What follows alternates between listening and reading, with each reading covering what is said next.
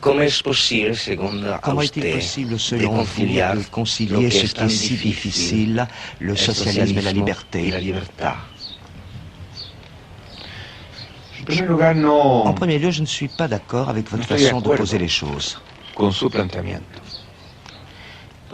que je pourrais vous répondre en vous demandant comment conciliez-vous vous-même la démocratie et la liberté? Est-ce qu'il y a une liberté pour les pays en voie de développement? Est-ce qu'il y a une liberté pour ceux qui n'ont pas à manger, qui n'ont pas de nourriture, qui n'ont pas de logement, qui n'ont pas de santé? De quel genre de liberté me parlez-vous? D'abord, mettons-nous d'accord et puis je vous répondrai. Moi,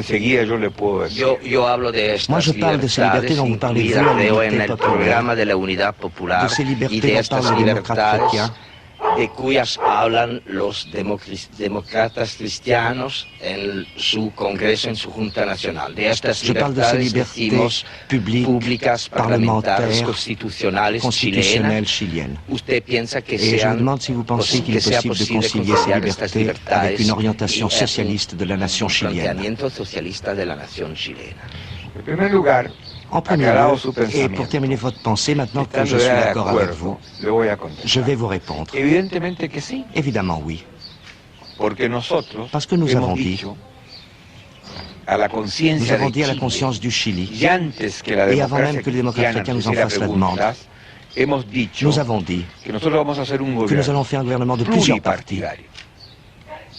Et je voudrais vous faire noter que la majorité des partis qui forment partie de l'unité populaire ne sont ni socialistes ni marxistes. Je voudrais ajouter qu'il y a un parti comme le Parti radical qui a 110 ans de vie publique au Chili.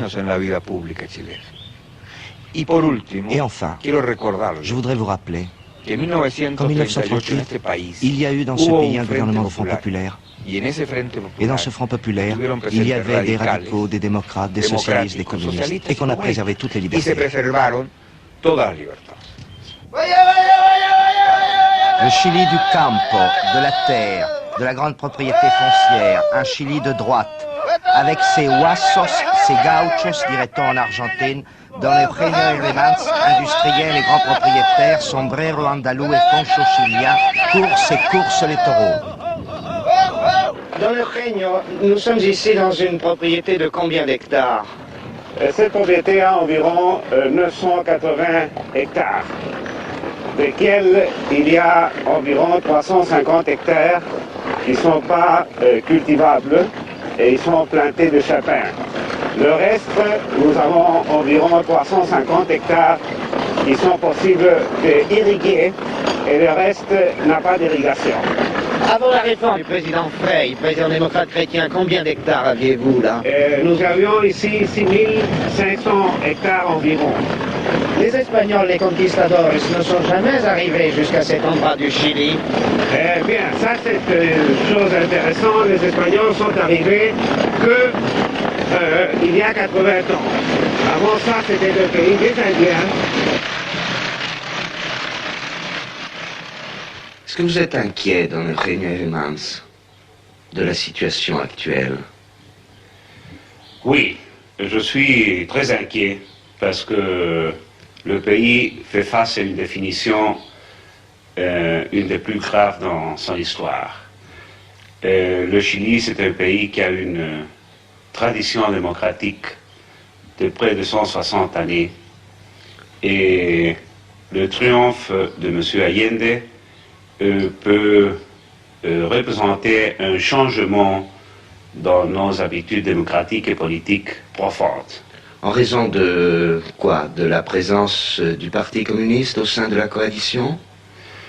En présence d'une coalition de partis dans laquelle le Parti communiste participe avec une influence fondamentale, le Parti socialiste, qui est un parti nettement révolutionnaire et très désorganisé, sans aucune orientation définitive, et aussi par la participation de le parti MAPU, qui est la fraction gauchiste de la démocratie chrétienne. Le mouvement d'Alliance populaire unitaire, c'est ça. Qui est une extrême gauche démocrate chrétienne. Exactement.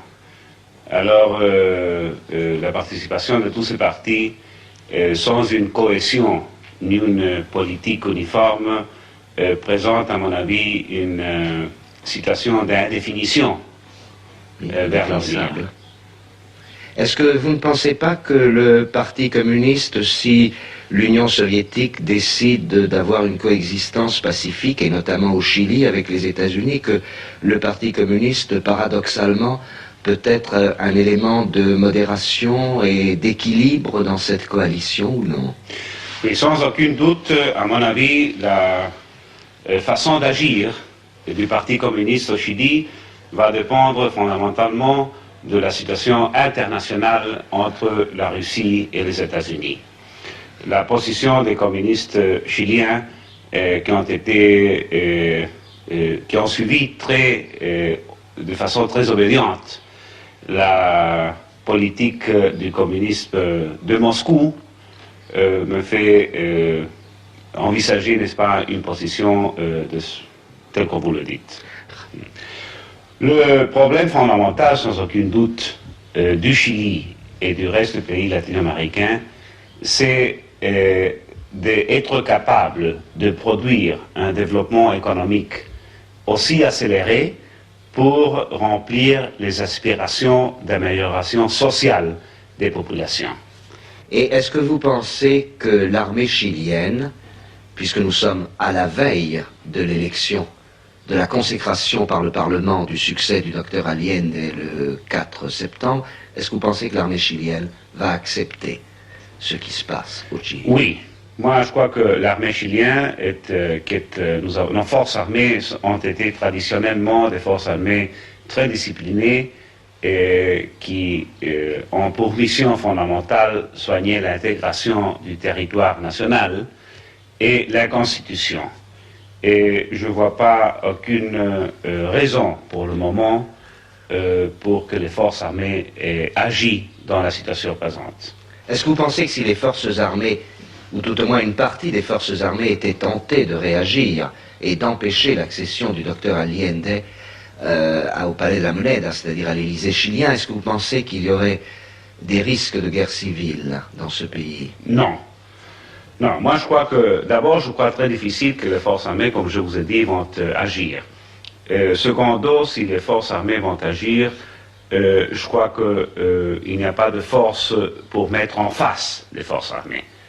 Alors, si les forces armées prennent la résolution d'agir, ils vont agir avec l'unanimité du pays. Mais vous n'y croyez pas? Je ne crois pas. Mais si l'armée faisait quand même un coup d'État, cette femme que nous avons rencontrée dans un bidonville, Francisca Teresa, petite sœur de l'Assomption, ne s'y opposerait-elle pas, elle, avec tous les siens? Vous qui êtes non seulement une catholique, mais une religieuse, comment vous n'êtes pas choquée par le MIR, le Movimiento de Izquierda Revolucionaria, la gauche révolutionnaire? Moi, je pense que les pauvres, les travailleurs, ont le droit de trouver leur propre vie humaine, avec leurs droits et leurs intérêts, pour arriver à une condition vraiment humaine.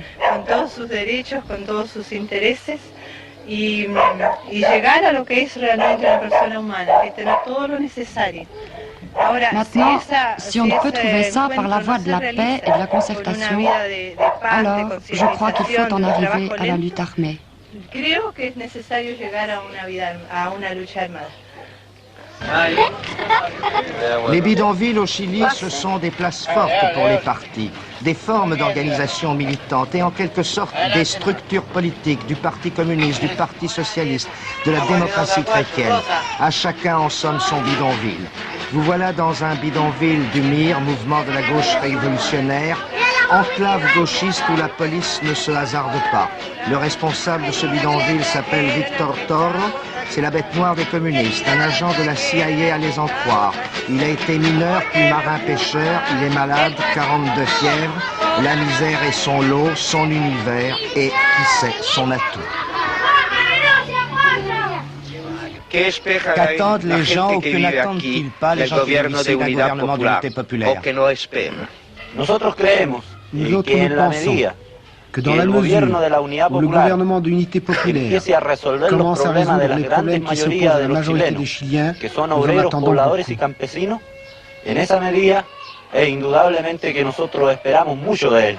Primero, una auténtica revolución agraria en el campo, debido a que la mayoría de estas poblaciones, si bien es cierto, hay bastantes poblaciones, es el producto de la emigración del campesinado hacia las ciudades.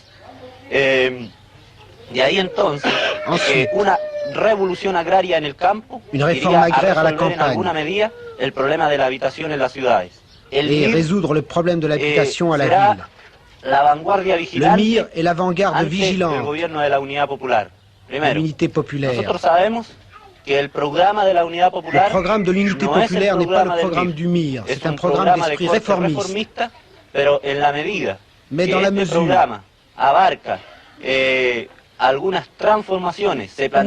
on va tenter une transformation du système capitaliste, ces réformes, comme la nationalisation du cuivre, la nationalisation des banques, nous l'opérerons jusqu'à des ultimes conséquences. Parlons maintenant, si vous le voulez bien, des relations diplomatiques avec Cuba, la Chine, le Vietnam du Nord et la Corée du Nord.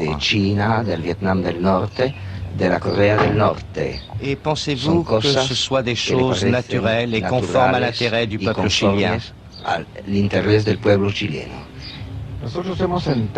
Nous avons établi un principe qui est juste, le droit du Chili à avoir des relations diplomatiques, commerciales et culturelles avec tous les pays du monde.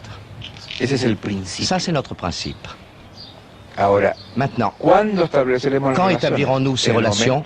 Et au moment où le gouvernement chilien l'estimera convenable. Et d'autant plus que la Constitution établit que le président de la République, c'est-à-dire moi qui vous parle, qui est responsable direct des politiques étrangères. Est-ce qu'il serait juste, Dr. Allende, de définir la situation actuelle du Chili avec cette formule? Front populaire, oui. Démocratie populaire, non. Oui et non. Et je vais vous expliquer pourquoi. D'abord, parce que nous ne sommes pas à proprement parler un Front populaire. Je vous ai déjà dit qu'il y avait un Front populaire en 1938. Mais la pensée chrétienne n'était pas représentée à l'époque, alors qu'elle l'est actuellement à travers le MAPU. En deuxième lieu, parce que nous n'allons pas chercher des modèles ailleurs. Nous avons trouvé un chemin à nous, le chemin du Chili. En accord avec la réalité chilienne, nous ferons un gouvernement pour le Chili, l'homme du Chili, son histoire, ses traditions, ses coutumes. Et nous ne nous attachons pas à un nom. Il y a des phénomènes inquiétants actuellement au Chili. On assiste à une fuite des capitaux, à un arrêt des investissements, au retrait des caisses d'épargne, et qui sait, notre gouvernement d'unité populaire peut commencer sa vie politique avec des grèves comme par exemple celle de Chuquicamata. Est-ce que ça vous serait possible, Dr. Allende, de concilier la défense de la monnaie avec la satisfaction des revendications ouvrières? Comment voyez-vous les choses? Ce que vous avez dit est exact, malheureusement exact. Malheureusement, il y a de mauvais Chiliens. Malheureusement, il y a des gens qui ne jouent la démocratie que pour la gagner. Et lorsqu'ils perdent, alors ils abandonnent la règle du jeu.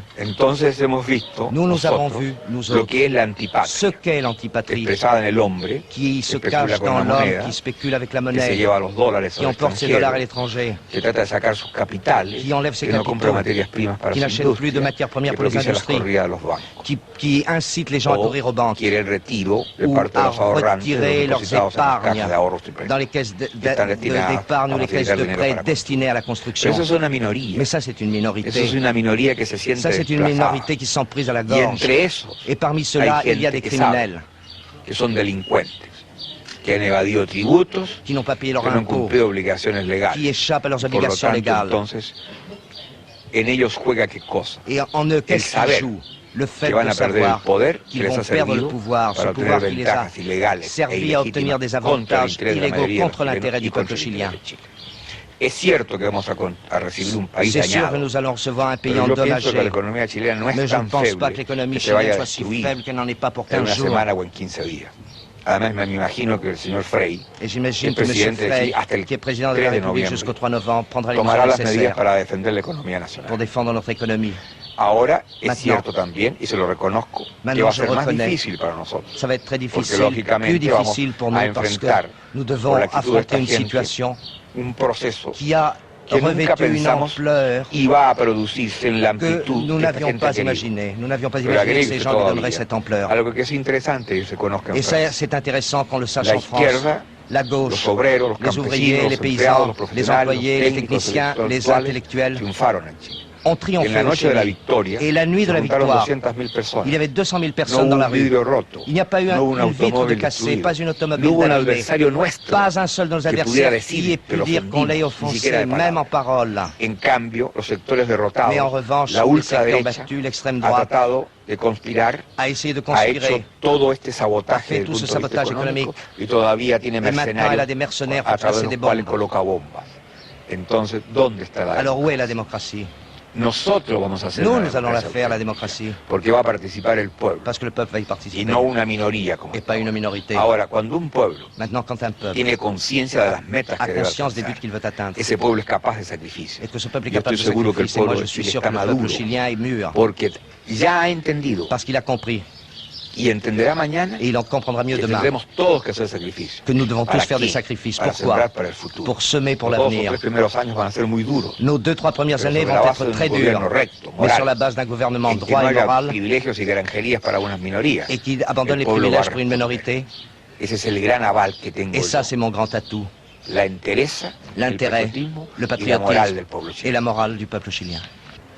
Y yo, Et en on decisión avait commencé 70, avec Che Guevara, et c'est Para avec Che responder Guevara que va terminer a le malévolas docteur preguntas Allende, que qui con va se intención se référer hiciera, au témoignage du guerriero tué en Bolivie. leí Et il lit el mejor ce testimonio qu'il appelle le meilleur témoignage que abonaba nuestro camino qui jalonne notre chemin. y era nada menos Et ce n'était rien moins que la dedicatoria que la dédicace que pusiera en el segundo ejemplar qu'a écrit dans le second de su exemplaire libro Guerra de de Guerrillas son livre Guerre de guerrillas, el comandante Guevara para le mí. commandant Che Guevara pour moi. Dice esa dedicatoria Elle dit cette dédicace a Salvador Allende, à Salvador Allende, que por otros medios qui par d'autres moyens que moi busca obtener lo mismo. recherche les mêmes buts. Afectuosamente, Che.